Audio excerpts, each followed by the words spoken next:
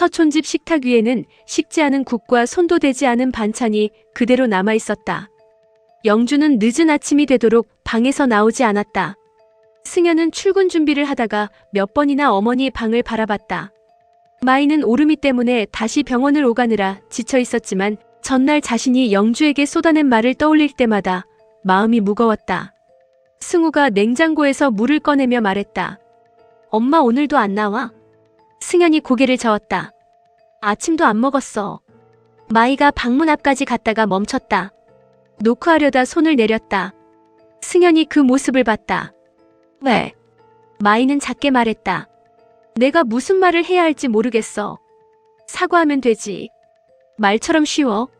승현은 아무 말도 하지 못했다. 마이는 한숨을 쉬었다. 어제는 진짜 제정신 아니었어. 알아.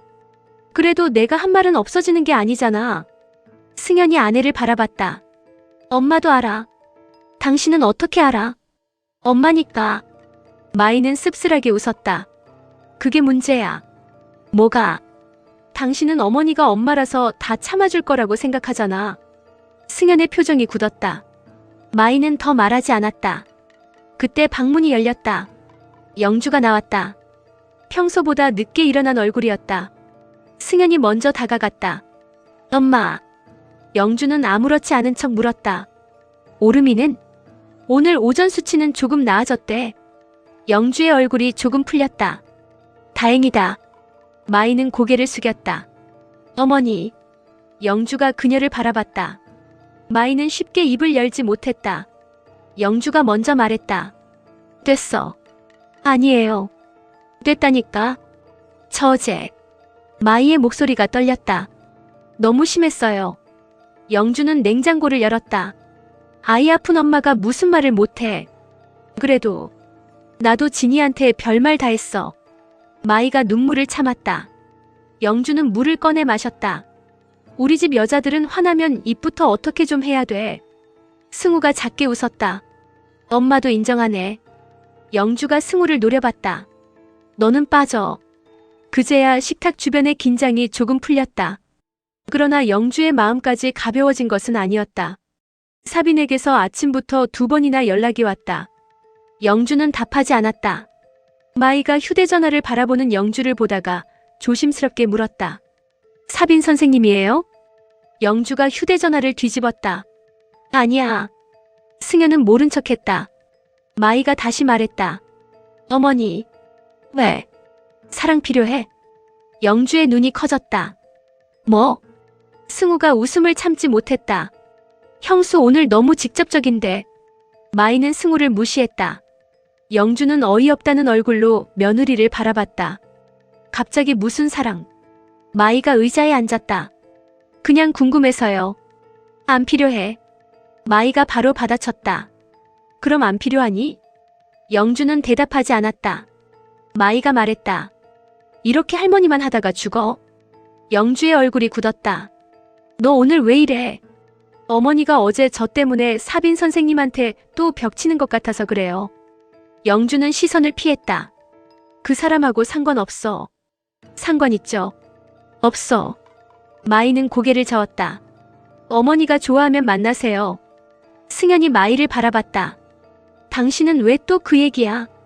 마이가 남편에게 돌아섰다. 당신은 이제 안 반대한다며.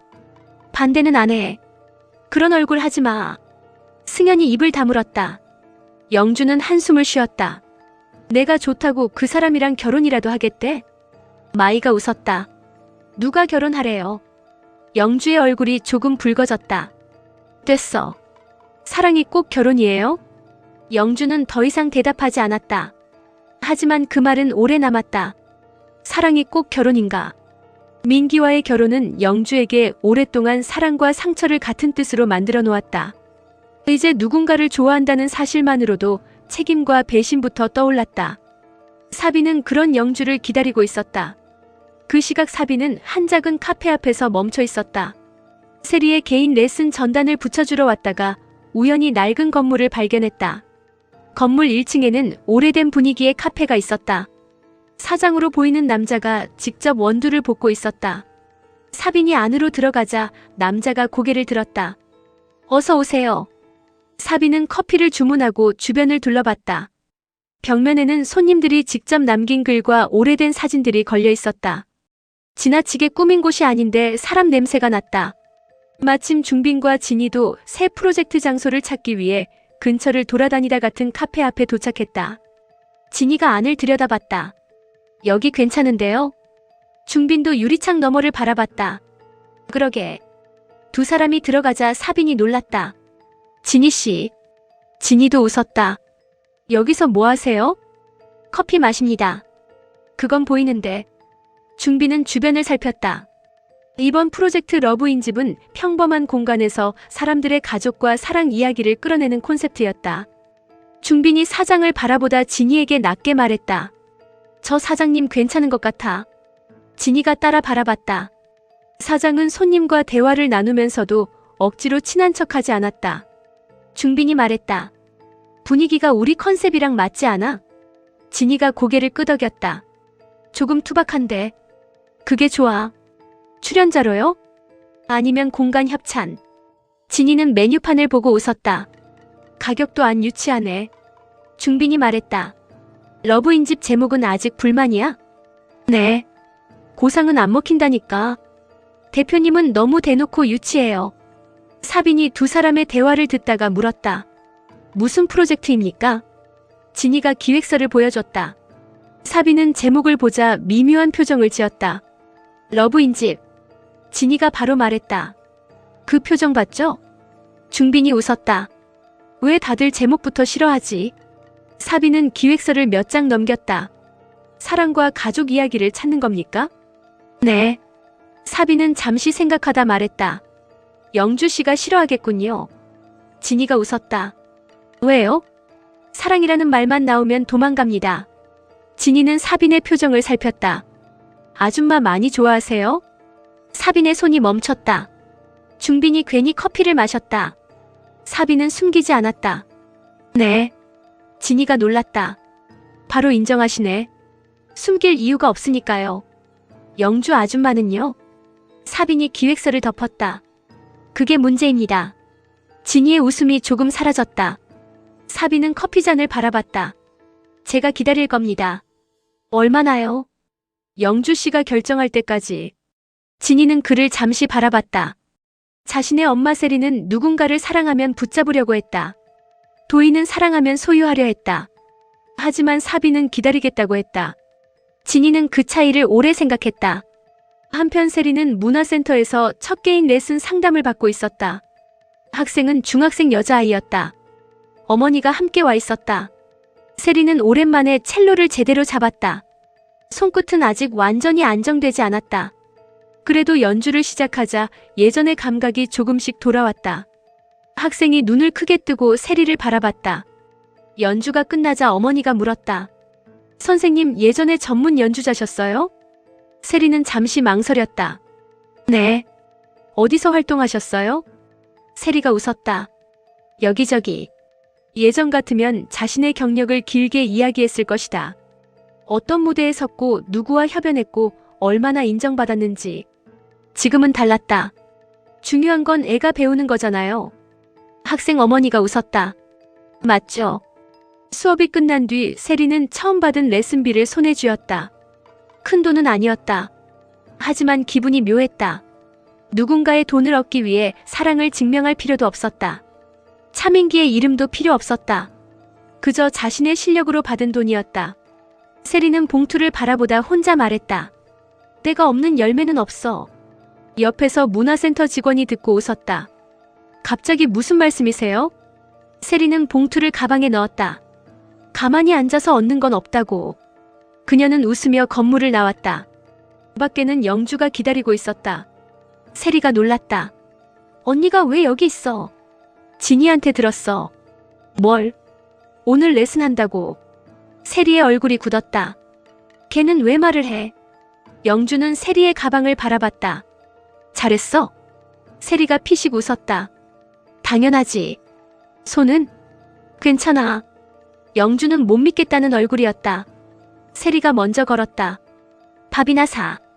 내가 돈 벌었다며. 첫날부터 쓰면 안 돼. 영주가 어이없다는 듯 웃었다. 그건 또 어디서 배웠어? 두 사람은 함께 걸었다. 세리는 영주를 힐끗 봤다. 사빈 씨 연락 안 받아? 영주의 얼굴이 굳었다. 왜 또 그 사람 얘기? 아까 전화 왔던데. 너한테. 응. 영주의 눈빛이 달라졌다. 세리가 바로 웃었다. 왜? 질투해? 죽을래? 아직 마음 있네. 영주는 세리를 무시하고 앞서 걸었다. 세리가 뒤에서 말했다. 언니. 왜? 사빈 씨 좋은 사람이야. 영주는 걸음을 멈추지 않았다. 알아. 그럼 뭐가 문제야? 영주는 잠시 생각하다 말했다. 내가 문제지. 세리의 웃음이 사라졌다. 영주는 더 이상 말하지 않았다. 그날 오후 지우는 태호와 다시 만났다. 전날 들은 말이 머릿속에서 떠나지 않았다. 도희의 친아버지가 차민기라는 주장. 사실이라면 도희와 진희의 관계는 처음부터 전혀 다른 의미가 된다. 차민기가 진희의 친부가 아니라는 검사 결과까지 나온 상황이었다. 그런 차민기가 도희의 친부라면 두 사람의 위치가 뒤집힌다. 지우는 태호 앞에 서류 봉투를 내려놓았다. 증거 있어? 태호는 쉽게 대답하지 못했다. 없으면 이런 말하면 안 돼. 알아. 도희 인생 뒤집는 일이야. 태호는 고개를 숙였다. 그래서 말 못했어. 그럼 왜 나한테 말했어? 더는 못 숨기겠으니까. 지우의 얼굴이 굳었다. 태호는 괴로운 얼굴로 말했다. 어디서부터 해결해야 될지 모르겠어. 도희부터 만나. 태호가 고개를 저었다. 지금 말하면 무너질 거야. 언제까지 숨길 건데. 태호는 입술을 깨물었다. 지우가 단호하게 말했다. 너 질질 끌면 내가 진희한테 말할 거야. 태호가 고개를 들었다. 진희한테 먼저. 진희 씨도 관련된 일이잖아. 안 돼. 왜? 도희가 먼저 알아야 해. 지우는 태호를 바라봤다. 그럼 내가 말해. 태호는 머리를 감싸쥐었다. 내가 무슨 자격으로? 지우가 차갑게 말했다. 자격 찾다가 또 늦는다. 태호의 눈빛이 흔들렸다. 도희는 도상구 회장을 아버지라고 믿고 평생 살았어. 그래서 그게 전부 거짓말이었다고 갑자기 어떻게 말해? 지우의 목소리가 낮아졌다. 진실은 늦게 말한다고 덜 아픈 게 아니야. 태호는 끝내 대답하지 못했다. 같은 시각 도희는 작업실에서 한 남자를 만나고 있었다. 그 남자는 미술계에서 일하는 외주 디자이너였다. 도희는 진희의 새 동화책 자료 일부를 테이블 위에 놓았다. 이 스타일 기억해요? 남자가 그림을 살폈다. 네. 비슷하게 만들 수 있죠?